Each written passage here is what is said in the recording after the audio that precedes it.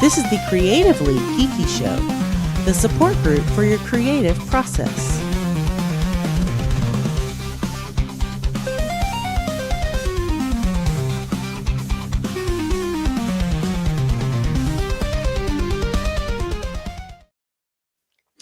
Hello and welcome to the Creatively Geeky Show. I'm your host for the evening, Eugene Stevens. Tonight I'm joined by Cyrus and Ray because we have a special guest tonight. It's me. It's her. So we decided we were trying to find out, because we're trying to do like an interview and then like our update episode or whatever. And I think I've got someone lined up for not next month because next month will be our catch up episode.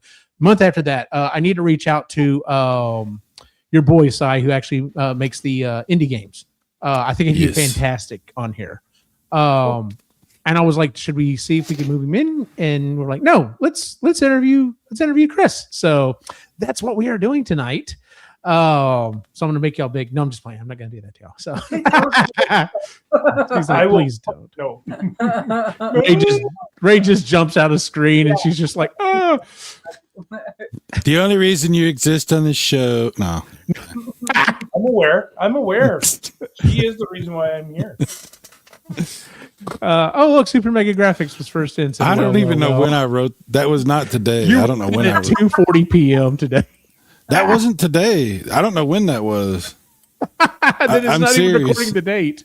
Yeah, that's hilarious. I don't know. It mainly can show the hours because it's like, why would someone like type a chat in like days before it started? So, but anyway, have you met me? Well, that's true. Yeah. Hell, we even interviewed you. All right, so let's get started. Kris Andrew is an amateur writer, baker, gardener, crocheter, podcaster, and now the co-owner of a bookstore in it's Goderich, right? That's how we say it, Goderich? Goderich, Ontario, Canada. I met her after Cyrus put out a call for writers for our previous site, and she joined not only the site, but also our podcast. She's an awesome mom, wife, and all-around kick-ass person. She's also one of my best friends, Kris Andrew. Yay! Cry, you should. No, I didn't want to make you cry. No, please don't. So I asked earlier, I was like, is there anything in particular you wanted to kind of like focus on? Because like with our previous guests, a lot of our guests have like dabbled in lots of different things. And you were just like, no, just whatever. So I'm gonna give your husband first crack at the questions here. Oh, You're not gonna like my question. You're not gonna like. You know what? Try me. Let's see how this goes. okay, go ahead, Ben. What is the best sandwich? Okay, so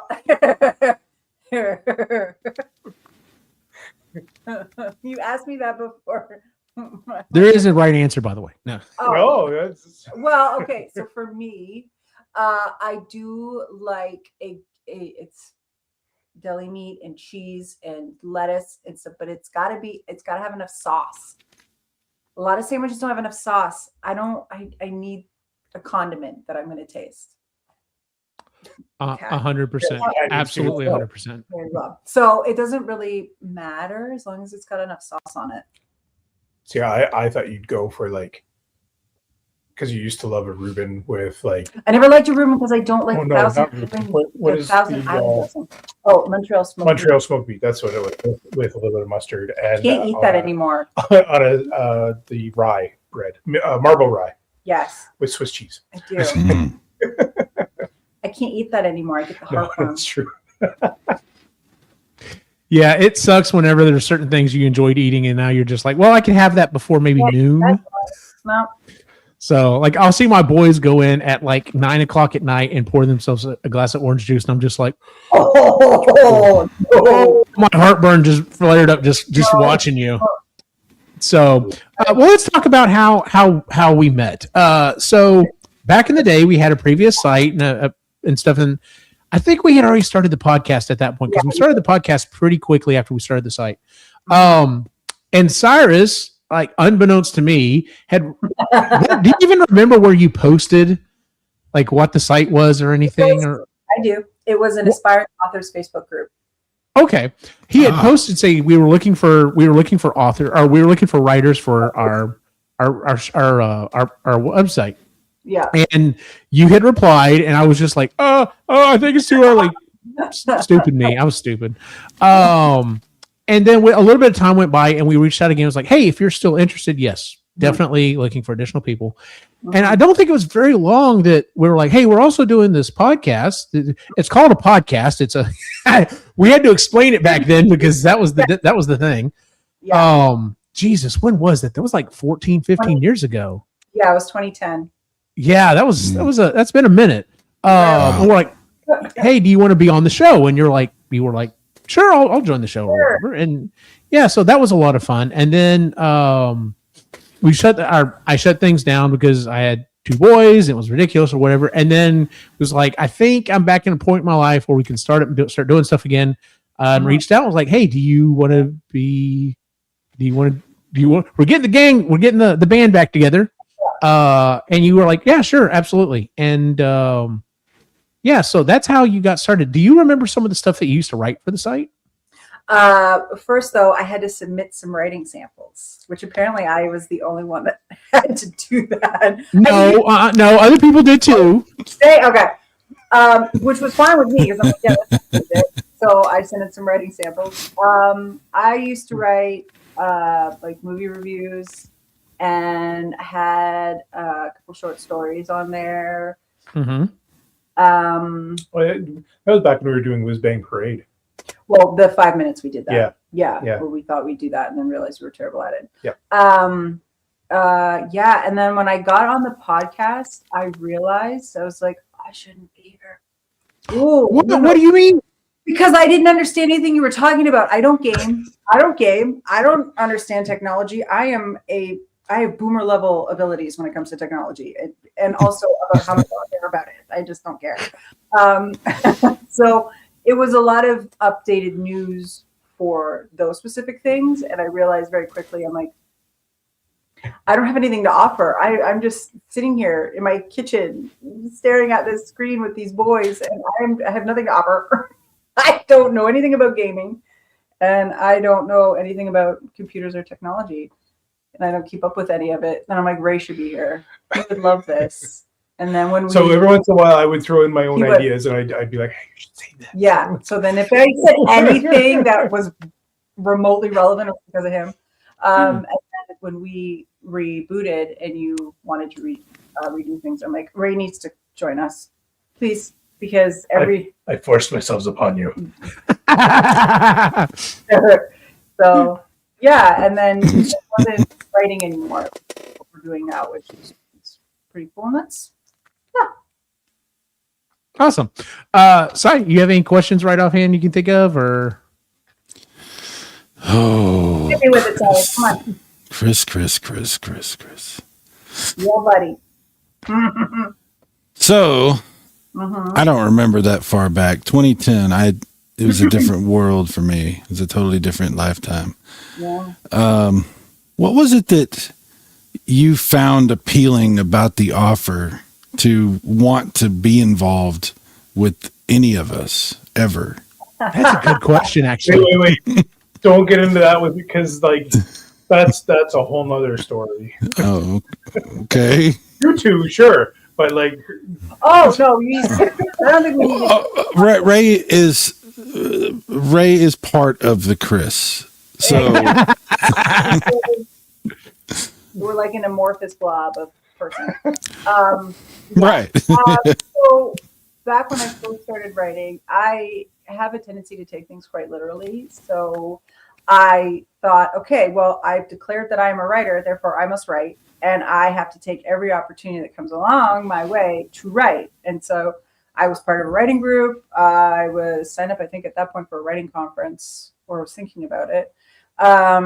I was like writing voraciously, like every day, applying for, like, I had a couple of jobs where I was doing like website writing, which was awful, terrible, crashed and burned, because I hated it, because I was writing for like a county tourism website, and I was working on somebody's website. But I was like, okay, so I'm a writer, so I have to do writerly things. And then when I found that thing on Facebook about aspiring authors. I'm like, well, that's what I am. I guess this is an opportunity to write, so I better. I still remember some short stories. Yeah. Did you ever have a moment when you were like, oh no? Never. I thought it was fun. I had fun. I had a good time. It was very, it was a very collaborative environment from what I remember. It was very supportive. And you were like, Eugene was just like, you do whatever you want. Do whatever you want. I was like, okay. And I did. And it was just like, I think the point was to like put out something like every single day. At that time, we were trying to do something every single day, and then it was like, all right, well, maybe if we do want something every other day, all right, if we get at least a couple things a week, and then as long as we get something every week, and then by that point, it's just like we can't do this. Yeah. I can't do this anymore.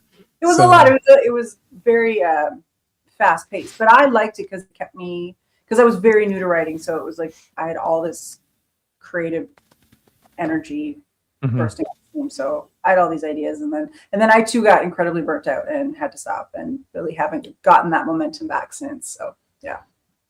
Fair enough. Tell me about your Etsy store. Oh, my short-lived Etsy store. I have a lot of short-lived things that I've done. I like to crochet, and I thought it would be fun, and it wasn't. And then I stopped. I also got a cease and desist from others, or whoever owns it, because I was Harry Potter. Yeah. I got a cease and desist. Yeah, telling me to stop. So I was like, well, that's my sign. And just because it was inspired by. It was inspired by, but I made the mistake of using words in the SEO or search or whatever that were very specific. So that was my mistake. And I was like, they're never going to find me. I was also being very naive about it. And they found me really quickly too, like very quickly. Shockingly so. I thought I had some years, and it was like a month. Immediate. It was pretty immediate. They found me and told me to stop. And so I was like, well, okay. So I did. Did they send you was the cease and desist worded like a Harry Potter store? Like it was all like, oh, it would have been cool. Well, it was a blank. Al shows up, drops a letter. You're just like, I'm going home. No, I'm getting sued. What's going on? Yeah. 2 words. Yeah, no, it was just a blanket statement email.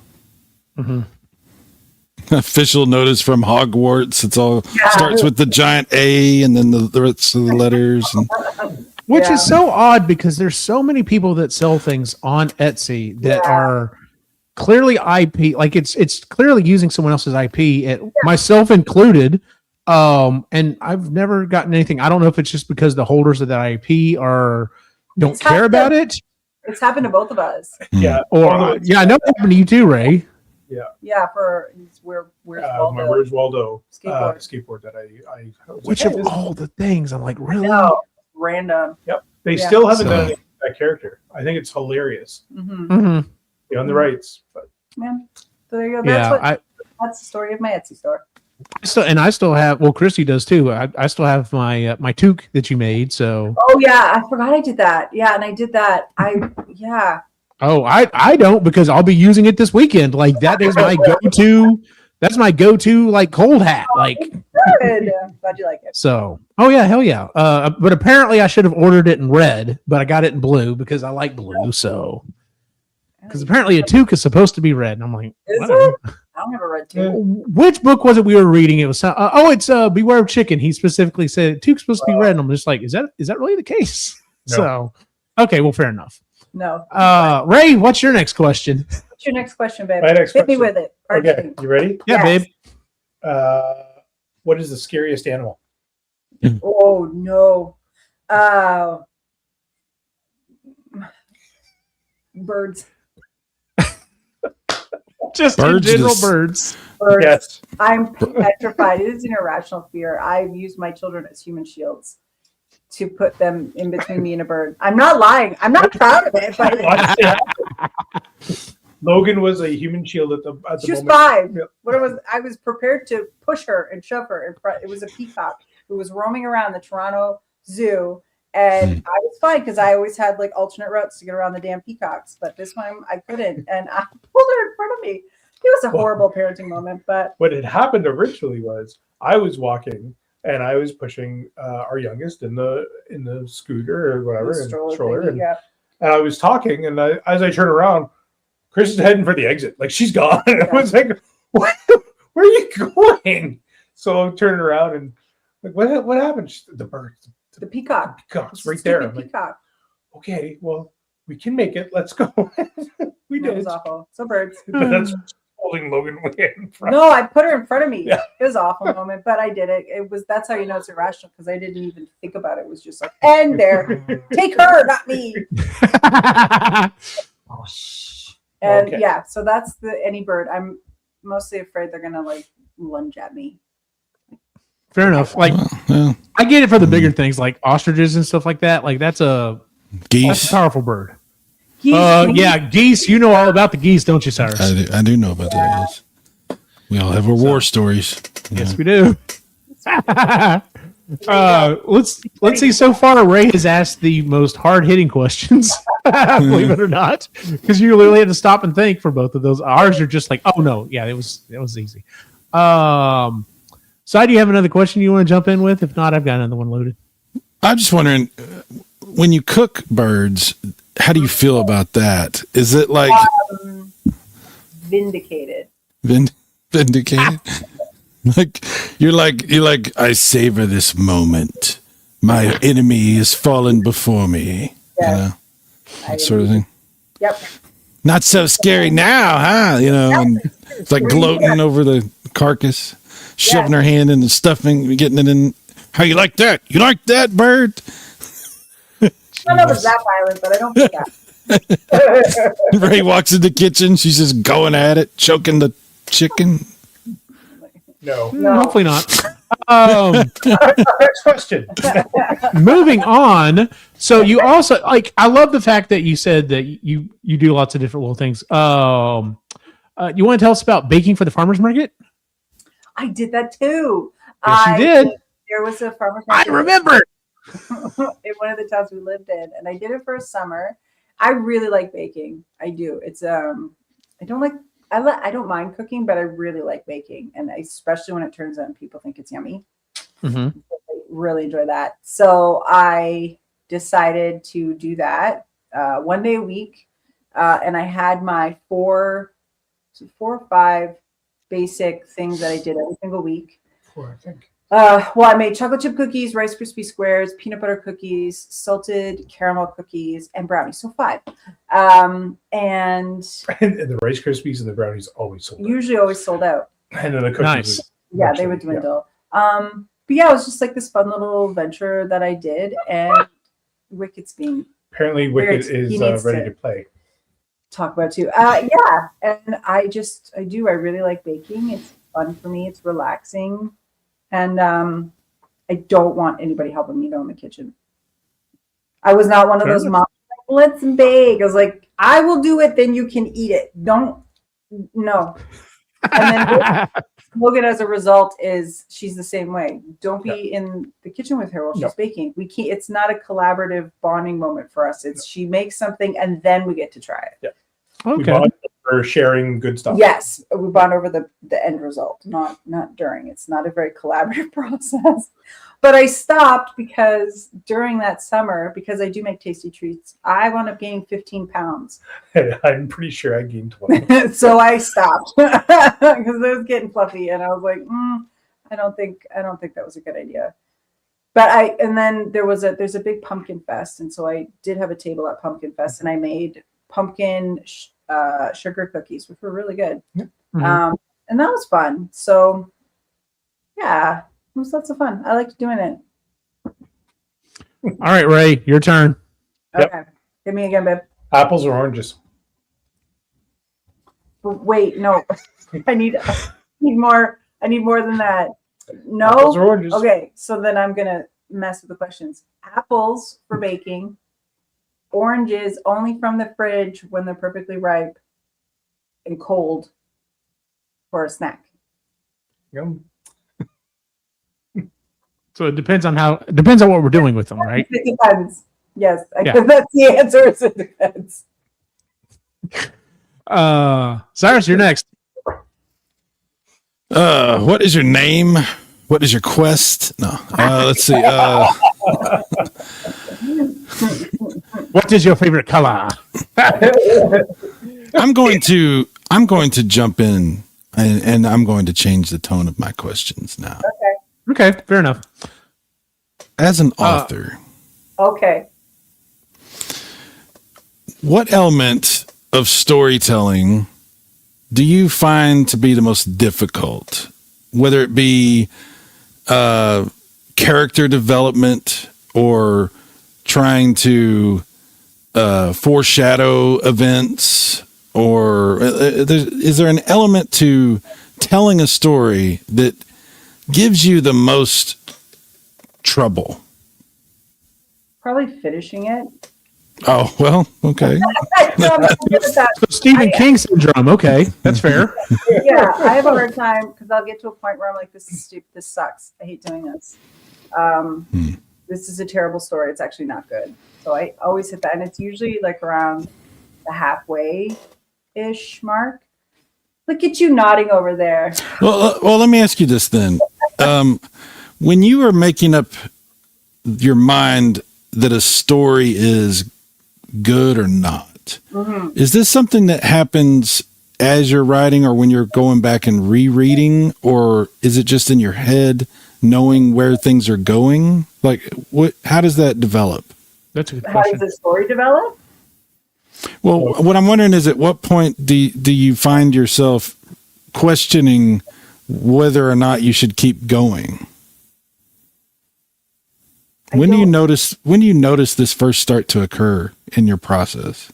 When I can't figure out, because usually what happens is I know how it starts, and most of the time I know how it ends, and it's the middle in between part that I can more or less figure out. But then something will happen with one of the characters, and I'll get a new idea, and then it fucks up the ending. So then I'm just like, how do I get to there? Because I like the ending, but then my character did something dumb, except it was good, and I have to keep it in. So so it's when I've written myself into a place where I can't get to the ending. I don't know I can't figure out how to get to the ending.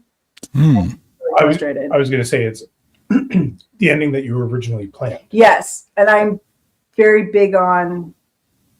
I usually really like my original ideas because it just kind of happen.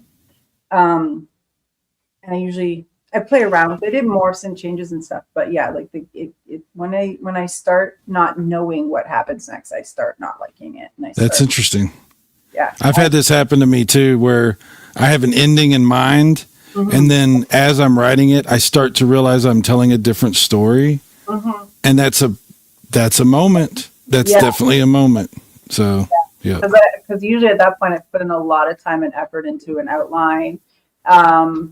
And I'm happy with the outline, and then some random idea. Stop smirking! I can see you!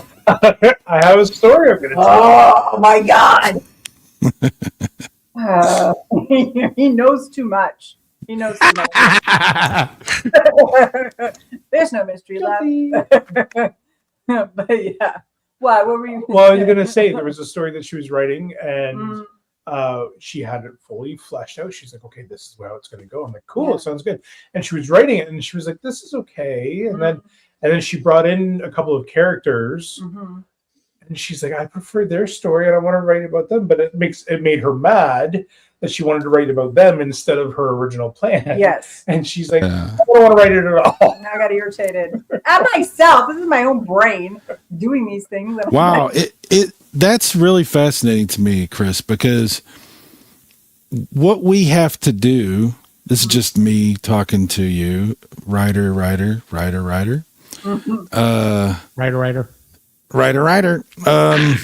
What we have to figure out how to do is, it's great to start off with a plan. You're supposed to be like, here's my plan. I'm doing this. I've got scenes in my head. I've got characters that are going to do certain things. Yeah. I've got the ending worked out maybe, or whatever. And I want this to happen because it's in my head. I've imagined it. It's there. I'm going to recreate that on the page. What we have to figure out how to do is let the story tell the story. And that's hard. Very Because difficult. yeah, I empathize so much with what you're talking about because you spend so much time in your head going, and then you'll like listen to music and you have a song that fits a certain scene and it's like helping you develop that scene, and that scene may never happen if you let the story tell itself, because the story might be going someplace else. Yeah. And I am 100% feel you, because I'm not good at that either. I can't let go of that. We feel like this is our kid and we're raising our kid. And sometimes you have to let the kid go tell the kid's story. Yeah. That's hard. It's hard because there will be specific scenes that I'll see in my head and I'm excited to get to there. Yeah. And I'm like really looking forward to it.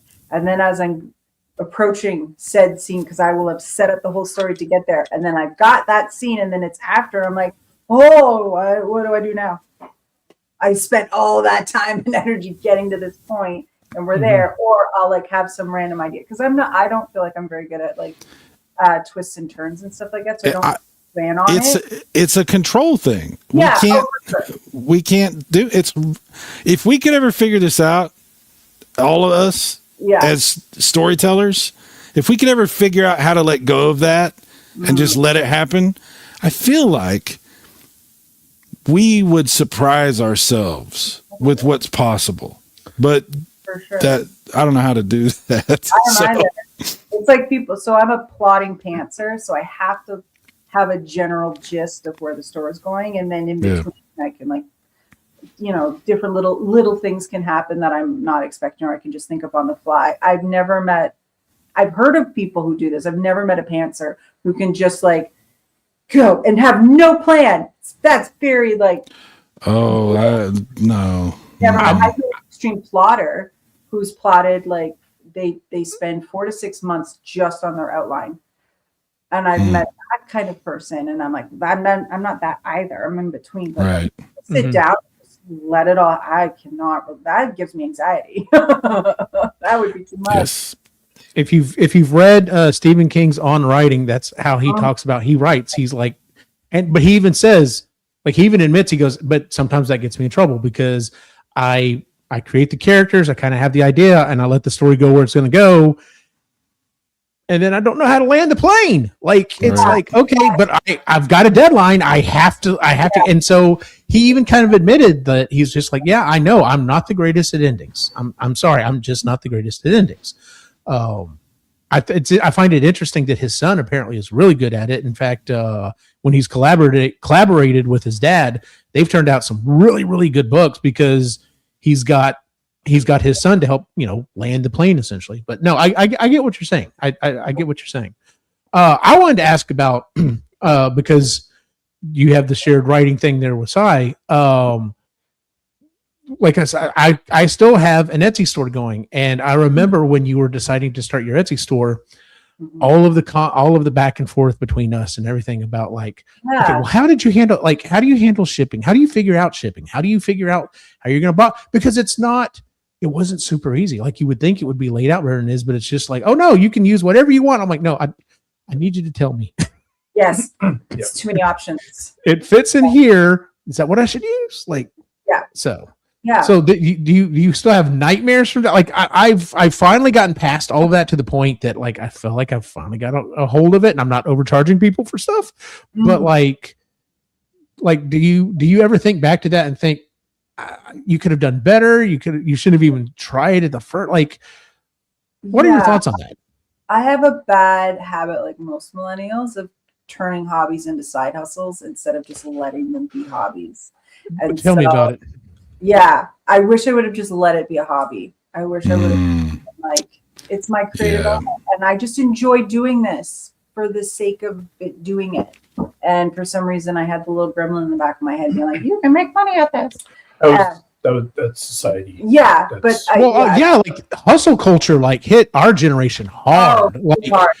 you can have a full-time job and then you can go home and take care of your family. And then you only need 2 hours of sleep, and the rest of the time you can hustle and you can do it and you can become a millionaire and turn your hobbies into, and yeah, I totally get that. And then it sucks all the fun out of your hobby. So Yep. for that point, I wish I would have just let it be. And if anything, maybe learned how to create patterns and done that instead of selling my actually finished thing, because they take so long to make and to charge what you want for your time. They're unaffordable. They're just not, they're not affordable for anybody. It's like an $800 blanket. Nobody's gonna buy an $800 blanket. I wouldn't. No, I'm sorry, I couldn't either. So I have a question I want to ask, and I very much look forward to the next Ray question. Don't think that I'm not. But mine is kind of relevant. It kind of ties in with this. I'm just curious, based on my own experience and what I think and feel and everything. Do you ever struggle with what they call imposter syndrome, where you feel like I don't belong here. I'm going to get discovered as a hack and an idiot, and everything I'm doing is wrong, and I don't know what I'm doing. And you ever feel that? Like, I mean, I think it's a natural thing that happens, right? What are your thoughts about that? We'll just ignore my husband. That I feel like that in life in general. I have this default where if I find it easy to do, it must not be that hard. So everybody could do it. Like, right. So if it comes easy to me, it comes easy to everybody. But that's everything in my life. That's not just right. Or anything. Like, who am I? What am I? Who do I think I am? What is it? Yeah, what am I doing that's so special and so great? Yeah, especially if it comes easy. Like if I don't even have to think about to do it, I assume it's not that hard. And when people are like, "How do you do it?" I'm like, I don't know. It's not difficult. If I could do it, so I don't understand the whole. It's interesting, isn't it? Because what you're describing is talent, and yet we self-destruct inside because we don't believe we could be talented. We don't believe it could be true. Yeah, I struggle thinking I have any kind of talent. And it's only been in the last 10 years or so that I describe myself as a creative person, because everybody in my family is freaking creative. I just grew up around a bunch of creative people. So I just thought that that's how people were. And then you meet his family and you're like, oh, maybe not. Well, let me just say, let me just add one thing to what I said. I think it's important for me to say that I would not ask you about this if I didn't know you were talented. Because if I thought, she's doing the best she can, she's, I would never suggest, do you have imposter syndrome? For me to say that is saying, hey, I'm recognizing that what you do is very special. So I'm wondering, because I know in my head, I know what talent, I know I have some talent too. It's just difficult to come to terms with. And so I know that I constantly struggle with self-evaluation. And I'm like, you seem to me as the short amount of time I've known you. Yes. Yeah. You seem to me to be someone who doesn't feel comfortable being celebrated. No, I don't. Oh, yeah. No, thank you. Don't perceive me. That sounds awful. Exactly. So that's why I was. No. Mostly, I was sort of bracing myself for you're very sweet. I love you very much. Of sort of being the little sister and it be poking at me or whatever. So I was totally bracing for sarcastic Kris to show up, and you guys are being very, very sweet, and I'm uncomfortable. I don't know what to do with all of it. Well,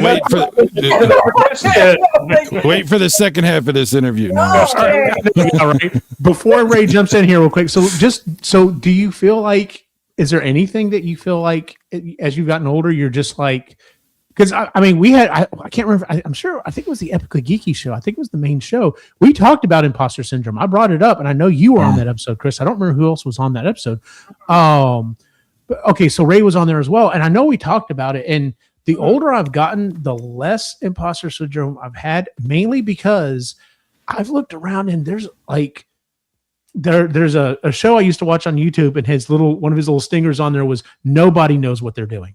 And he's talking about Hollywood, but I have found that to be the case. Like, I'm just like, these people, because I'm like, for the first several years that I get a job or whatever, it's just like, well, someone's obviously going to come in here and be like, why are you here? You shouldn't be here. Please leave. Like, but now I've been doing this stuff long enough. I'm just like, okay, if someone has a different take, it's fine. But like, I know what I'm doing. Like, fuck you. I know what I'm doing. Do you feel like you've gotten that way with it? Like, if someone were to try to come in and like, puff up and be like, well, this is how you bake, you'd be like, no, bitch, I got this down. Like, I've got plenty of proof, plenty of people that are like, no, I've got my shit. I think, yes, in some things, yeah. I'm much better. I have a lot more confidence in myself than I used to. Thank you, therapy. I know, like, if somebody came in and tried to teach me how to bake, I'd be like, where is your Michelin star resume? Like, what are you doing? Yeah. And how to read a recipe. And so there are certain things in my life that I feel like I'm all right. I'm solid. I don't necessarily toot my own horn about it on a regular basis, but there are just some things where I know that it does come easy, and I just need to shush and just let it be easy for me instead of like overcomplicating it for myself and be like, so I'm better at it. I think that's also part of like the gift of getting older too, of just learning to let shit go and be like, what was important 20 years when I was 20 years old is not, it's not, it was then, and it was serious, and I felt everything in my body about it. But looking back, like now I have relief about it. I'm like, I don't fucking worry about that anymore, to the point now that I've reclaimed a lot of peace. I don't have a lot of people around me anymore because I'm just obsessed with like making sure that my environment is very stress-free and pleasant. So I have to do that with myself too, though. So that's a lot of me being nice to myself and being nice to be like, no, you can actually do that. I do say things out loud now that I am good at. I do that. Good on you. You should be. It feels like a lie, but I feel like I'll fake it till I make it kind of thing. As long as you're not saying them in some weird other voice that's like, I do that though sometimes if I have an accent. you can do this. What are you talking about? Like, and they're like, what the heck is that? Yeah, well, I think getting It's only older on is helpful. Thursdays. Yeah. Yeah. Okay. Fair enough. All right, Ray. What's your next question? All right. What's the next one? Next one. Yes. Have you ever asked somebody for their autograph? A lot of people. Well, give me one. Tell one. Oh, story. do you want that story? No, do you want you me to tell whatever story you want. So Oh, you're gonna tell this story. I might as well. You brought it up. I love this story. Okay, so we went to Fan Expo in Toronto. This was 2018, 16, 18. I can't remember. It's in Toronto. It happens every year. The Hobbits will be there. It's usually over Labor Day. Anyways, we go. It was the summer I did my baking. Anyway, we all decided that all four of us were going to pick somebody that we really wanted to meet. We were going to get their autograph. I am very awkward. I'm very shy. I push him in front of me. He's my human interaction shield. I push a lot of people in front of me. I'm the social lube. He's the social lubricant for me because everybody loves him. He's so sweet. People don't intimidate him at all. He's just very disarming, and it's wonderful. And I decided to be a big brave girl and be like, I'm going to meet Alan Tudyk. I got this, babe. You can go take the kids. I am going to do this by myself. And I was all confident until I started getting closer. And I'm like, oh, shit, what did I do? He's right there. Oh, I can hear him. And the closer I got, everybody else was being cool and they were just talking. And the closer I got, and then they're like, what's your name? How do you spell it? And they put on the sticky and then they put you in the queue. And he's got all of his pictures lined up. Which one do you want? There's Wash and like and I picked freaking King Candy. I don't know why. I panicked, and they stuck my name on it, and I'm like, that's not what I wanted, but okay. And then we get up there, and he's so sweet, and he does the King Candy voice and everything, and I'm like, okay, yeah, well, how are you? Okay, and then I just ripped the thing out of his hands as he was being very pleasant, and then I walk away being like, oh my god, I can't believe that happened. Then he goes, wait, and I'm like, no. I turn around, he's like, here, take this, and it was some promotional card. No, it was for the kids. Was it for There was something you mentioned. You mentioned one of the kids. Oh, maybe I've and he see. I had blocked a something- lot of this out. He had something for the kids as So well. here, take this, and there was this card, and I was like, so I basically ran back, slapped it down on the table, swiped it across, and then ran, and then made him, and then I was angry at myself that I did that in front of Alan Tudyk, and I was like, I'm an idiot. I'm never doing that again. That was awful. I got his autograph. It was. I have a feeling that that's not the wildest experience. No, you that don't remember he's- that. That didn't even cross his top 100. No. Oh hell no! Yeah, no, yeah. No. But for me, it was just like I was I very, still love the story. I was very much myself in that moment, and it was completely and totally awkward and awful, and I wanted to leave. I know there's a lot of other people you could have picked, but if he did the King Candy voice, I think you picked the right one because that's a fantastic voice. It was great, and he did it. Candy. So talented. I like him too. So good. Mhm. Oh, Yeah, I never watched it. Si, did you want to jump in here real quick, or I'm curious. I'm eternally curious. So you bake, you do crochet, you write. You're more writing books now, more than anything, right?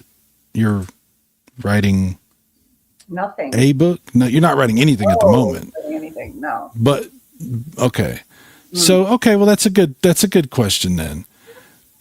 If you're to get back into writing, what do you see yourself doing? Would it be a story? Would it be a book about a thing or a hobby, or a book about your actual life experience of some kind? Or how would you, or would it not be a book? Would it be something else? Like, is there something that you think about when you think about writing that sounds interesting to you? I don't think anything nonfiction, because I can't take myself that seriously. That would require that kind of dedication to that. Also, I don't read a lot of nonfiction. Well, But keep in mind, a lot of nonfiction, especially these days, still has fiction in it. yeah, You know, Fair. I don't know what I would get back into. I think I might do like a novella or like a shorter story, sort of to like ease back into it. Mhm. Yeah, probably like a short story and then see what happened there. Just so I could have like that gratification of completing something instead of like a big like 90,000 word slog that takes me months and months and months to write. right? It would be something that would probably take me a couple weeks, and then I could have that sort of like almost instant gratification of I did it, I completed it. Yeah. Yeah. I So have some. Oh, I'm sorry. Go ahead, Eugene. Sorry. I was going to say, so we can expect your lit RPG novella sometime soon. Oh, no, not lit RPG. I am woefully unqualified for that. I don't even get it most of the time. Like when Joseph talks about the anime and how it's like that. Okay. Any of you guys, Joseph is so far into it. When he's actually comparing it to real spells and stuff, I'm just like, okay, cool. Like whatever. Like I love the man to death, but I'm like, you are taking it to the nth degree. So yeah, like if there's a scale of lit RPG, it's Kris and it's Joseph. And so, and I'm somewhere here in the middle. So I like that gauge. Yeah. I could do that. Yeah. But I tend to write like paranormal romance. I like to write romance. Oh, okay. Yeah. Interesting. Yeah.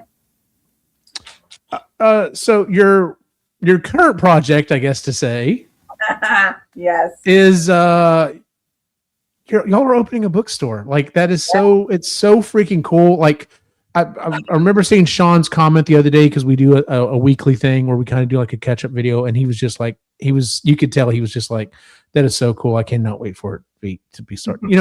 It's cool for me to watch y'all doing it, but it's even cooler when like we have other friends that are just like, I've actually got to see and be at the thing, and it's really cool. You've already kind of talked about it a little bit on the show, but like, what was your driving thing that you're just like, this is what I want to do? Like most things that I decide to do, it's sort of impulsive. I'm kind of, and not at the same time. Like it's like a two exact opposites existing at the same time, at the same moment. We've been talking about, it's always like that pillow talk chatter of like, well, if we opened a store one day, this is what we would do, and kind of stuff like that. But it sort of fell into, I don't want to say perfect timing, but the timing felt right because we're going to be empty nesters in September. Both kids are leaving, which that's what they're supposed to do. But like, I'm not a person who's very career minded. Never knew what I wanted to do when I grew up. I picked the courses I did in college just because it was fun. I had no ambition to do it after graduating. I've been a stay-at-home mom for 20 years now, which is the longest career I've ever had. That's a career right there. And I've really, really enjoyed it. And so knowing that that's coming to an end and I'm transitioning, what do I want to do with that? And it was, I can't work for somebody else. I can't work for somebody else. That was the whole thing was, I cannot work for somebody else. I cannot be beholden to somebody else's schedule, their timeline. I don't want to ask for time off. I have had my time to myself for 20 years. I can't undo that. And I don't want to, and I don't have to. Thank you. So I don't. And so when that came along, when I saw that in the storefront, I was like, okay, well, let's just see. And not every single step that got us towards this, I was like, something's going to happen. Something's going to happen. This isn't real. This isn't real. This isn't going to be our life. And now we're 2.5 months in, and we're just kind of standing around being like, what the fuck did we do? Why are we doing this? Wait a minute. Why? So we're in that part of the process of like, whose idea was this? We say this to each other now when we're in the store. We get frustrated. Like, whose idea was this?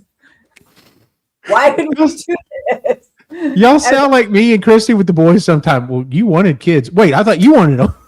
Wait a minute. Who said yes? But it's just one of those things where we have the time to dedicate to what it deserves and what it needs, what the project needs. And me not having a job outside these four walls has been very helpful, because I'm sure it would have taken us, we would have had to hire people, and so it was just like, well, let's see. And then it just kind of kept happening. And now here we are. Well, I mean, I totally get your comment there about not wanting to work for anyone else. I get that, because one of my favorite things you've ever said was that, and not that like housewife is a put down or something less or anything like that, but you described yourself as, I am the house manager. Yes. And that is honestly probably the best description of what a stay-at-home parent does, is you are the house manager. And that could be the economics, that can be just the day-to-day stuff, that can be the general planning and stuff. Like there's so many different things. And even if you're not the one doing it, you're still the one that has to kind of keep track of that stuff. So, I mean, you're already going like, you're already management. Why would you step down for someone else? Like, you need to find another management position. So there you go. Yes, exactly. That's a really great way of looking at it. Yep. Yeah, I tried very briefly. I worked at Walmart for 4 days, and they weren't listening. I was just like, no, thank you. Just no, this is terrible. I hate the way you run this place. This is really inefficient. No. And so specifically said you're there for 22 hours a week. Minimum of 4. That's what they could guarantee me. I'm like, I work 4 hours a week. I had this. I sort of came into it with maybe a little bit of. Well, no, but we also said, like, one weekend a month, and Yeah. they had you booked every weekend. Yeah, it was COVID too, so they were like really desperate for people. So I think they saw me and was like, "Oh, new person, here you go." Here's all the Yeah. hours. I was like, "No, I don't want them." So yeah, Fair enough. I sound really cool when I say that, but I am. So All right, right. Well, la-di-da. No, I'm just I know. Well, no, so the time off was so important for us because if I had the time off, Yeah, then that was important that we have Kris off with the family as well. Yeah. Like that Right. was- Yeah. that to stay the same Mhm. for the kids. So, Mhm. All right, what's your other hard hitting question, Ben? you ready? Yeah. I don't know if you want this one. Whoa. What happens to us when we die? We're not supposed to know. We don't get to know. well, I mean, Yeah, we don't get to know. We keep trying to figure it out. And no, we don't get to know. there are some things you are supposed to know, like where you're going to be buried, and like, is there, But you know, what's the plan, you know, for well, finances? I'll be dead, so I don't care. They don't have to follow what we planned out. They No. do whatever they want. I don't know. I won't be there to say no. Where's she at? Oh, we just threw her in the back. She's in the backyard. Yeah, she's somewhere. Yeah, but He's like, huh, where is she? I don't remember what I did. Where did anyone know where we moved, Mom? Fair enough. Yeah. I don't think we get to know. You're gonna be really glad that you have a bookstore when you start putting out books, like your own books. You're gonna have your own like section in your own bookstore. I'm about that. Maybe. And Ray's gonna have art and stuff in there and all kinds of stuff. Apparently. Yeah. I'm really He's looking like, forward. apparently. I'm looking forward to your dream more than you're looking forward to your dream. I think that happens though. I think because we've been like, oh, that sounds so cool. Oh, that's so awesome. Congratulations. And then you don't. It's because it's not open yet, right? Well, Like, it's not open. And also, you know, when it's somebody else, you're not having to put all the work into it, right? You can just live vicariously through them. You're like, oh, that would be so wicked. And then now that we're on the other side of it, we're like, wow, okay. Yikes. Yeah. One day when the world is a different place and the king is fallen, I look forward to visiting your bookstore. It would be awesome. I would love It'd be that. great. love to I see would it. love that. Yes, I do too.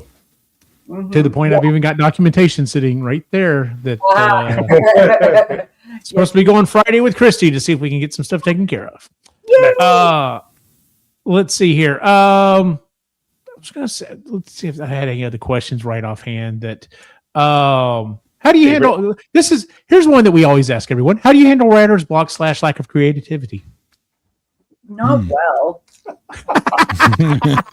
don't handle it well at all. I get very upset at myself. But Can I jump in because Yes. it's not totally true. yes, it is. He's your biggest fan. Let him gush. Okay, all right. So Let me go like this. usually what'll happen is, especially if when you're in the writing space and you're trying to figure something out in the story, Yeah.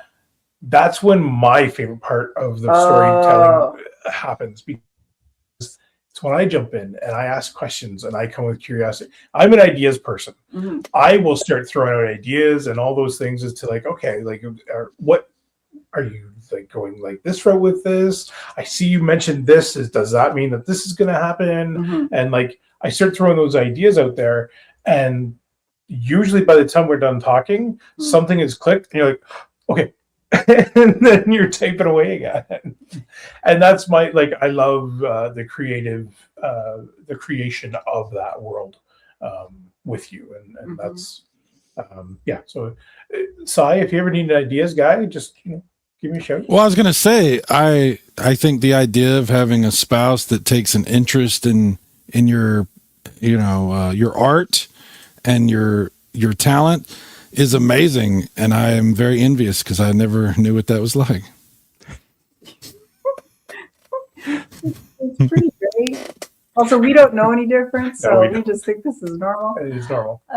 It's I'm glad it is normal, and you should, and it is normal, and it's good, and it's amazing, and that's great. And be, I'm glad that you, whether or not you take his advice or his thoughts into account, it will help you. It will help you, even if you're just like, oh, well, I'm not doing that, but that gives me an idea to do this other thing. That has happened. It's usually what happens in my brain. What it does is it solidifies what I don't want and from what I do want. Usually, is what it does, because he just starts throwing everything out. Like it's like he's. But I'm not offended. Like, No, he doesn't get offended. He doesn't get offended. You don't take my idea. That's cool. That's fine. Yeah, and that's actually that's totally valid.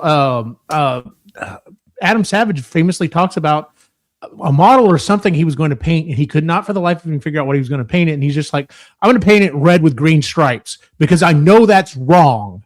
And then once I did it, I knew what was wrong, and so it helped shed light on what was right. And so I totally get that, like throwing stuff out there and be like, well, no, I don't necessarily want to do those, but that definitely helps limit things down a little bit. It does. Yeah. I get paralyzed by the overwhelming amount of choice I have. And how whittling it down and actually figuring out what I do want, what I don't want. And so him saying all that stuff, it's like, oh, I actually don't want that. Oh, I do want that. And so it does help. But he does, like he said that numerous times, where he likes that collaborative process of us just chatting. And this is not a quick 10-minute chat. Oh no, we're not quick chatters. I am a verbal processor. I can ruminate like it's an Olympic sport. I would win all the medals. And so it's long hours. rumination. Yeah. Gold medal for long rumination. Me, marathon ruminator. And so it's at least an hour. So, great to be supported and everything like that, but like buckle up, bud. We're in it. You're in it for a while. I hope you peed, because you actually can't go pee. You won't disrupt the podcast. Which has happened. Do you find that in anything else you do? Like, do you ever find that, like, I want to bake, I just don't know what I'm going to bake. I want to crochet something, I just don't know what I want to crochet. Or is it mainly just in your writing? It's mostly in my writing. With crocheting, I only like making a few things. Like I only like making blankets. I can't make clothes because my gauge is all off, and it's always way too big or like wonky in some way. So I don't like making clothes. So it's always blankets or like hats. But with baking, I only like to bake certain things too. Like I like baking cookies or squares or like apple crisp or something, or bread. But those are the only things that I really like to make. So it's sort of. But there's also still a lot of variety in there as well. Like, do you ever find is it just like, I want to bake cookies, I know it's going to be chocolate chip, or you're just like, I don't know what I want to make this time. So the power of the TISM tells me that I have these three options and I like them and I know they're good and they're my go-to. It's like a safety food. So I know when I make my chocolate chip cookies, what they're going to taste like, the consistency, the whole 9 yards. So I enjoy that. And I know how to make them. They're like, I could do it in my sleep. And with writing, I am limited by my creativity. Like I'm better at things than other things, like every creative person. I've got strong suits and things where I'm not just inherently good at. But it's like, I made this up. Like I can do anything. It's too much. Like I need some help narrowing down my options. What were you going to say? Well, I was going to say, if you're talking about the collaborative piece, like if that's what you're kind of discussing, Eugene, was like anything else where the collaborative piece is, I would say definitely day-to-day life, and then the actual decoration of the house is yeah, it's very collaborative. That is, yeah, because that's also a hobby. I do like doing that. Yes, but as for baking and cooking, that's so either I'm in the kitchen cooking or baking, or she's in the kitchen baking or cooking. We can't do it at the same time. That's not a thing, because I like to do it by myself as well. And that's a no-go. You know what? It's funny you mentioned that. Like, I will help Christy with a few things. Like if she's doing something, I'll try to help out with a few things. Like maybe I'll get and start like washing dishes or whatever, so that's already getting caught up or whatever. But yeah, now that you mention it, like when it's my, like if I'm eating dinner that night, like I pretty much take care of it. And same thing for her. Like it's not like a hard rule. It's like, get out, you can't be here. It's just like, we've just kind of like, well, it's Eugene's night to cook, so I'll ask if he needs anything. Mhm. But that's on him. So Yeah. I have one job, Oh, yes, your and job. that's shredding cheese. Well, So I one thing I'm guess- allowed to do inside the kitchen Yeah. when someone else is cooking. Yes. So Fair anything you can shred cheese. Okay. So he does, and it's great, and I love that because I don't like doing it. But yeah, usually stuff I'm pretty confident in. I Mhm. don't have to think a whole lot of. I don't get indecision, but like with the writing, I'm not really confident in. So I'm like, it's a just gauntlet of insecurities I have to work through to get anything done. I know that we'd like to suggest things sometimes, even though maybe it's kind of like, whatever, but I have an idea that might help you. And it's a very basic concept. It's just a simple idea. And that's the point of the idea also. Write some short stories. Mm-hmm. Like, give yourself one concept and one or two characters and write 2 pages and say, I've got to get a story told in 2 pages. Mm-hmm. How do I do that? Yeah. This is something I was going to tell you, Eugene. I think when you said something earlier, it really stuck with me. And it's funny how things stick with us in different ways. We have so many options that we get almost option paralysis in a lot of ways, whether that be as a gamer or as somebody who wants to watch shows that are on apps. Oh, Jesus. Or, Yes. or as somebody who's trying to create. Sometimes we have an unlimited amount of options, and so we do nothing, or we get paralysis. So maybe short stories, and very short. Like give yourself just a basic structure and say, I'm sticking to this, and it's not going to be more than this. And I was going to say, Eugene, one thing I'm going to try to do on my channel, which is not really related, but it's kind of related, it's a creative process, is I'm going to try to keep my stuff to 1 hour. Okay. Because I could go 2 hours, I could go 2.5 hours, sure. But if I can keep things into a more concise time period, it makes everything better because I'm trying to get it all into a time period, but it also gives me more free time because I'm overcommitting myself right now to a lot of things. And I'm like, okay, if I'm going to do my stuff, I've got to narrow my scope. I have to do that. Yeah. And maybe we can expand later, but Kris, I think it could be helpful to me and you both as people who like to write. If we're going to write something, it's so overwhelming to think, oh, I'm going to write a book. I'm going to write, maybe we can get ourselves back to a more basic, condensed structure. Maybe if we could just say, yeah, I'm going to write, but it's just going to be a standalone story that's not part of a series and that goes on forever. Just a little 2-page thing. I'm going to have to tell my story quick, and how am I going to do that and make it good? Now there's an interesting challenge, right? And it's up to us to find ways to challenge ourselves so that we're interested in what we're doing, because I think we have a general interest, like, oh, I like to write, but do you? Like, what are you writing? You see, this is what I'm saying. And maybe don't take my advice, but maybe it's a starting point, like when Ray has an idea for you, where it's a starting point, and you go, okay, I'm not doing that, but that makes me think maybe I'll do this, that kind of thing. It's interesting you put it like that because so challenging myself, I went to life drawing sessions and I was trying to do something with that, and we start off with 1-minute poses, and it is 5 1-minute poses. and then we moved to 2-minute poses, and then we moved to 5-minute poses, and then we moved to 10-minute, and then 15 or even a 25, depending on the model at the end. So starting those short stories is a kind of that. All right, get into the get into the movement, or get into like I'm seeing this, and this is what I want to do.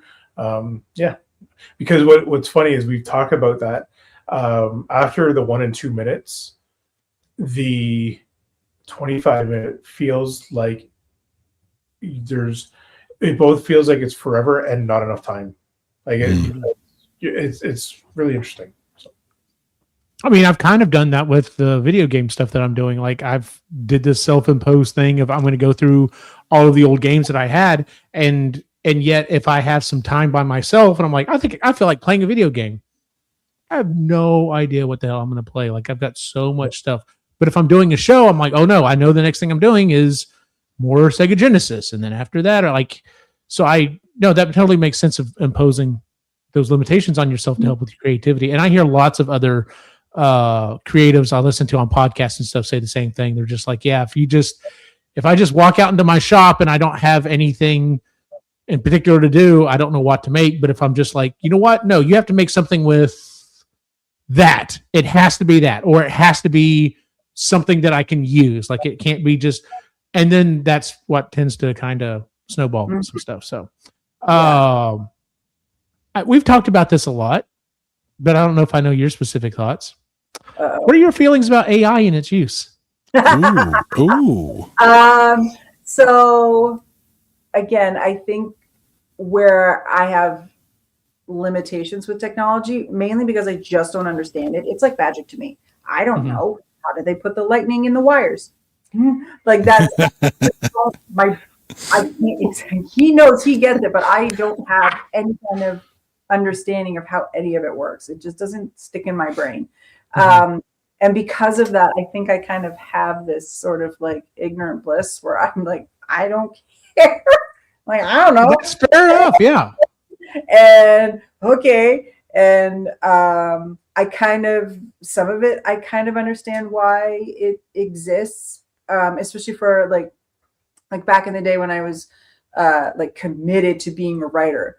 And I will publish. I was going to independent publish. And the idea of trying to find an artist to do a cover, I was just like, I don't have $500 to commission this person. If I'd had AI at that time, I probably would have learned how to use it and done it that way. So there's instances where I understand why somebody would sort of be like, I have very, very, very limited resources and I really want to put this out.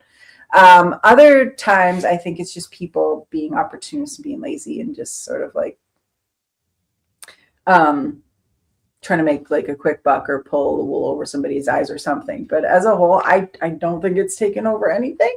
I do not think it's a demise of humanity as we know it. I think we'll do that all on our own.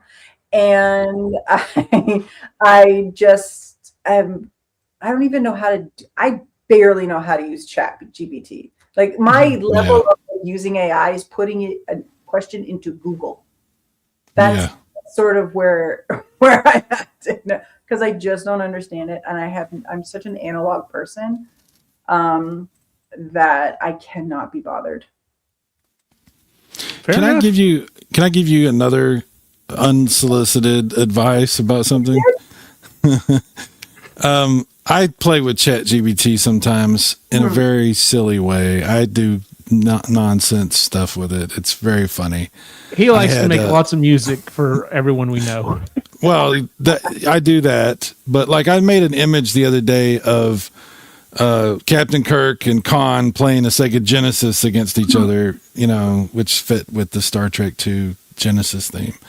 But so I came up with a story idea a while back, and I was sort of like tooling it in my head about what I thought it could be. Maybe it's this story, or maybe it's this completely other story.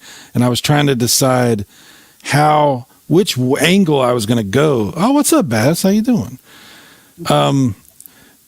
I came up with an idea, and I thought I was looking at there was a documentary about the Brat Pack on one of the. Oh yeah, I saw that. Okay, you saw that? Okay. And I was looking at Andrew McCarthy and I was thinking, Andrew McCarthy would fit this character that I have this idea for, but I can't quite see him as that. So I'm like, I got on ChatGPT and I said, make Andrew McCarthy look like this in this situation with this stuff, like a book cover. And it sent me an image that totally opened my brain for the possibilities of what I could do. And I'm not going to use that image for my book if I ever write this book, but it definitely helped spark some things that I would not have come up on my own for that. And I think that a lot, if we're not goofing around doing silly stuff, I think that's a very good use of AI for people like us to use it as an inspirational type thing. Yeah. You know? Yeah. I use it sort of like, just as a search engine, almost like I was writing something and I don't know a lot about different government bodies, like different types of government. And so I was like, okay, it's this type of world. I want this kind of sort of setup. What is this? What is it? What would it be called? And then how is it all structured? And so it spit this out. I was like, so it gave me ideas of like where to put characters, or like I needed to develop a few more, or like it changed maybe the dynamic between two other characters because I really, whatever. So I'll do that, or I'll ask it a random question that I'm like, I don't know. And then I put it in and it spits all this stuff out. I'm like, ooh, that's good. Okay. So I do that when I'm stuck, where I'm just like, I don't know how to, either I just don't know enough about it, or I want to include this. How would I do that? And I don't think that that's cheating for writers or anything like that, because you're just asking a question. You're not saying, can you write this for me? Right. That's cheating. Yeah, absolutely. Yeah. And because, I mean, it's no different than you asking Ray the same type of thing. I mean, or like you said, Googling it. So Are you saying that Ray is ChatGPT for Kris? Is that what you're saying? Okay. Yes. maybe. Yeah, it is. Not far off. No. Way smarter than me. You use a lot of water and electricity, Ray? Wait, does that make him Ray I? There you go. It could. Now, would that be spelled RAYAI, or are we going to do RAI? Ooh. I would say it would be RAYI. Okay. AI. Ray I. Ray I. Yes. We'll workshop it. Yeah, we're working on it. We're working on it. You know.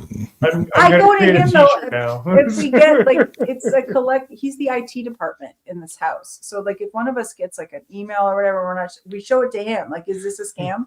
That's what he has to deal with me. I'm the firewall too. Same. Especially if birds come into play, then Yes. you Well, then I'm not even going to be part of that. No. We're just kidding. You would think the girl walking behind you would be the firewall for the birds, but have you ever thought about knowing how birds affect you, writing something about birds? Have you ever thought about that? Like writing about birds? Well, where you know how like Hitchcock had the birds, you know, where they were. No. No, I tend not to have animals in my stories. For some reason, I just don't. They're mostly characters. It's very character driven, my writing. Well, perhaps a bird that it lives in a society where the other birds are afraid of people. I don't know. Well, like I'm not looking to get over this phobia. So I mean, Right. he's like, no, I'm good like No, I am. I'm not encouraging you to get over it. I'm saying use it. Like, oh, is it? Okay. Maybe. yeah, convey that terror. You know, so the reader can appreciate it. You know. Scare myself, and then Ray will have to deal with me. Yes, completely ruin the process of writing for yourself because you scared the shit out of yourself. Sorry, my bad. You ever wonder about that? Like Stephen King, like people like that write things that scare the shit out of People who do horror movies and any of that, I'm like, are you okay? Like, Oh no, I totally get that because I know some people who have made horror movies and they love horror and nothing scares them. And I asked them about that. I'm like, do you? And they're just like, no, because now that I know how the sausage is made, anytime I watch a movie, it's like, oh look, they use this, they use that on that. Oh look, that was kind of interesting the way they did that. And it's like, and I was like, I guess I kind of get it. Like it's why these people who love the horror stuff that I know are just like all into it and are just like, oh no, I love the making of the props and this type of stuff or whatever. And I'm just like, okay, I guess so. She suspends disbelief a little bit too much. So Fair enough. Yeah. pretty gifted. To at- me, I've always wondered if you're not affected by horror and you're really into horror, what are you really into? Because Yeah. if nothing scares you, what are you doing? Yeah. Like what is that then? What is it? It's not scary to you, so what is it? is it viewing the artistship? And I guess, right?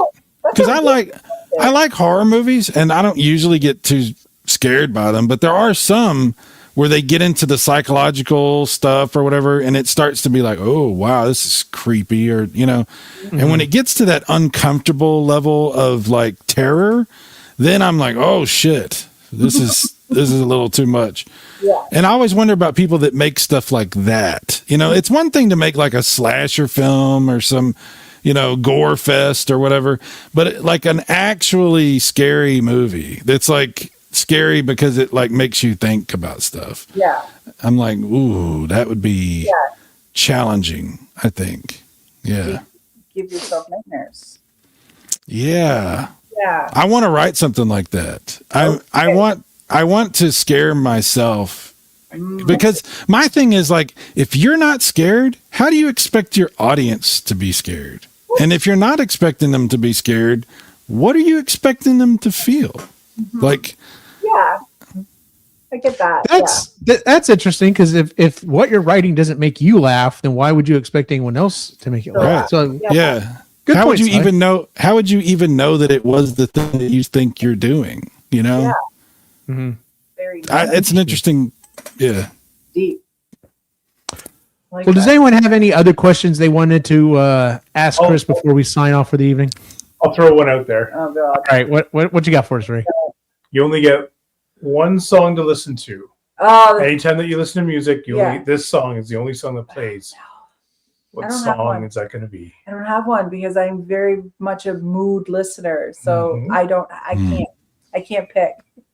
I can't because my favorite song changes to what new one I heard and I liked the beat or I liked the way it sounded or So today, what's the song of Oh. today? I Just Might by Bruno Mars. It's his new song. It's catchy and I like it. So but that could only last for like another 3 weeks till I hear something else. So Fair enough. yeah. Fair enough. I have one more question. Okay. All right. So, all right, we know your name, we know your quest, but what is your favorite color, Chris? And that also changes. Right now it's green, but like a deep, moody, very almost black green. Like I'm very Oh, in a mood. I'm in a mood in my 40s, Mhm. and it is very dark and green. I guess I like dark colors. Very dark and green. I like that.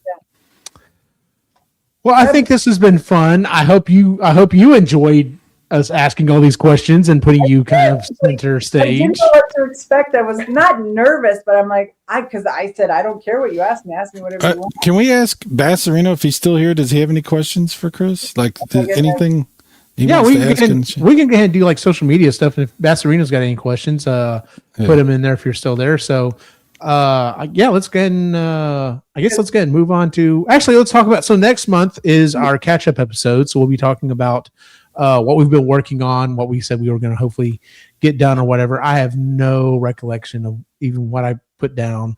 So I'll go through my notes and find that. If not, I'll watch the episode. We'll get it figured out. But yeah, so I was talking about, being overly committed. Yeah. So him and I are doing the EG live tomorrow night. And then Friday night, we're supposed to be playing games online again. Saturday, I'm doing another. Dude, You're it's doing turning something Saturday too? I was putting my schedule together, and it's like every night, basically, it's getting out of hand. It's really, yeah. We're gonna start up this in television golf league on Thursday. So Eugene and I have to change the Thursday thing that we do to a different day. So now it's gonna be seriously like almost every day. Like, and guys, I'm not even doing the regular content I'm supposed to be doing. This is all other stuff. So, But you're having fun doing it, right? I am, and every time I do it, I have a good time. But I feel like Kris. I feel like I have this insurmountable task, and it's tough to get on that horse and go out and start riding the horse because you're like, damn, this is hard. Yeah. And so it's a struggle every day. It's a struggle. I think we all, Ray, I know you know what I'm talking about. It's. I was about to show you what my struggle is right now. What's your struggle? What are you struggling with? Oh, that. Yeah. Oh, So he's like, oh, that, yeah. yeah. No, that's true. He is struggling with that. Oh my God. yeah. Oh my God. Yes, dude. And I can't Yes. help because I don't know what I'm doing. And Five- you're building those from scratch, right? You're not, Wow. like he can't even just turn his, like I was doing back here, he can't even just turn his brain off and just be like, oh, next instruction, put this one in. Yeah. No, the amount of back and forth with Sean when Sean was there, like the way that It was those, really helpful. which I was so glad he was there because the way that you two were talking to each other was so collaborative and you were speaking the same language and you guys were just totally ping-ponging ideas and accepting the other person's ideas. And it was just really cool to watch. And but you needed somebody there who could did. speak that language because I'm over here being like, I'm scanning books. I don't know how to, I don't know. Don't give me the blackmail or I'll shoot somebody by accident or myself. And yeah, so it was really nice that you had that. But it's a lot of work. Like we're in the part now where we're like, fuck, this is a lot of work. This is a lot of work. And we have a deadline. I don't know what's happening. I don't know. Will we meet it?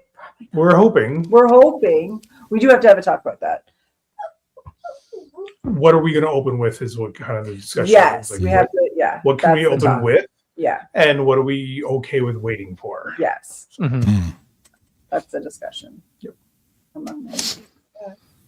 Thank you for interviewing me. This was fun. I did have Well, fun. I'm glad Sarah brought it up. Yeah. Yeah. And I like my little thumbnail picture. I look exactly like my aunt. I look like my aunt. But it's cool. I was like, you were like, what pic? I don't have a picture of it. I was like, let's take care of this right now. Chat GBT. There you go. And I wouldn't know how to do that. But I was interested to hear what you would ask me because we have known each other for so long and we do talk about pretty much everything. And you guys are my best friends. That what would we ask each other? It's very interesting. And I do Well, this is the sober questions. There's the drunk questions, which we don't get into. That is after dark. After dark. And I'm in bed. So we're not And I'm not doing that one. We're doing enough shows. shows. We're good. Yeah. And it's you next. Or Eugene. We'll figure it out. I'm hoping like I said, I need to get what's his name scheduled for. So that's already 2 months out, and then His we'll kinda name, go from there. his name is John the Retro Bro. That's it. John Yeah, the I don't know. Retro I could not pull that from my brain. It was not working. He's really Oh. busy, so I don't know if he's gonna. We'll see. You know, We'll give it a talk to him. shot. I mean, and if I schedule it far enough out, maybe we can get that to work. So, Yeah. but yeah, like yeah, and there's some other people. I've got some events coming up here, so hopefully I can get back in touch with some people and be like, "Hey, are you still interested?" So, but I yeah. still have a couple of people out there too that I've been asking, and one of them backed out, which is totally fine.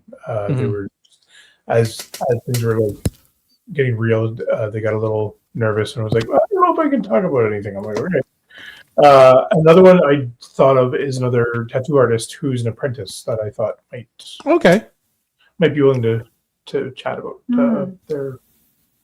That'd be fun because I know nothing about that world. Like, I mean, I know a couple of people who are tattoo artists. They're in my Ghostbusters group, but like we've never sat down and like really talked about really in depth and they're really talented artists. It's just like so this is the medium they also will do paint and stuff, but I'm like, this is the medium that you are committed to is human skin. And when you put it that way, it sounds creepy as shit. So, but we're so thankful. Well, there you go. Yeah. You want to do the show? You want to do the show? And they're like, what are you telling me? I want to push it all the way back. I'm like, what? You better size 14. No. Let's move on. Let's move on to the You say human skin? Never mind. Yes, I know, Bill.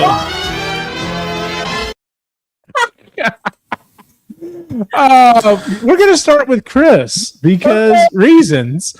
Kris, where can we find you online? Oh, okay. Already been live on Instagram, and then the Book Peddler, which is our public account for our store. We don't post, but trying to get better at that. We're very owning your own business nowadays. You have to be a bit of a content creator, and we suck at it. Well, so, to be honest, we also don't have much we want to show. I don't want to show any of the shit I'm doing right now because it's like Mhm. building stage. It's not fun. This is There's a whole industry on YouTube of people making videos of building stuff. Yes, but I don't want to. He doesn't want to. Don't need to. No, you don't have to. I'm just saying. There would be an audience because for it would add that much more time to me. Yes, that's a good point.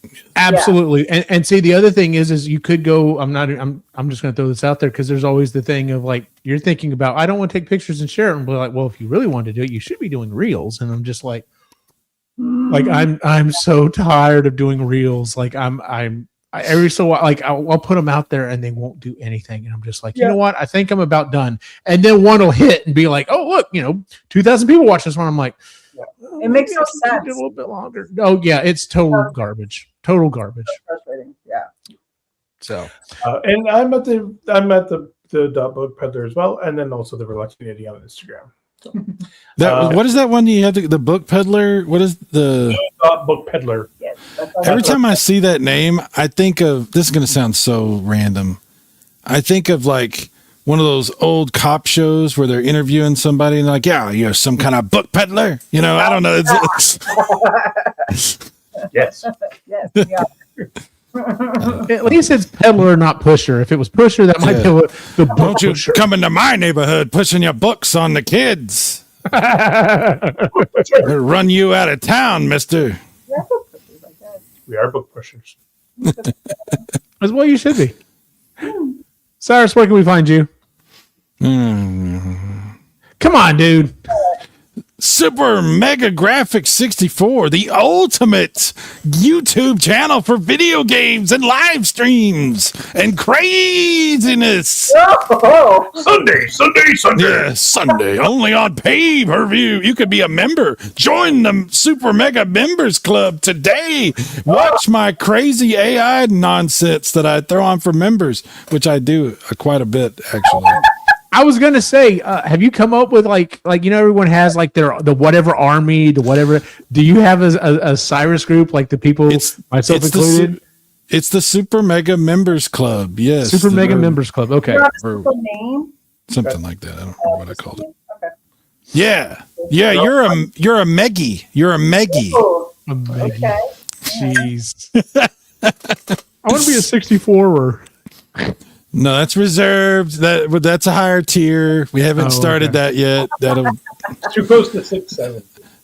yeah, exact. The 6-7-64 club. That's the next one above that. Yes, Jeebus.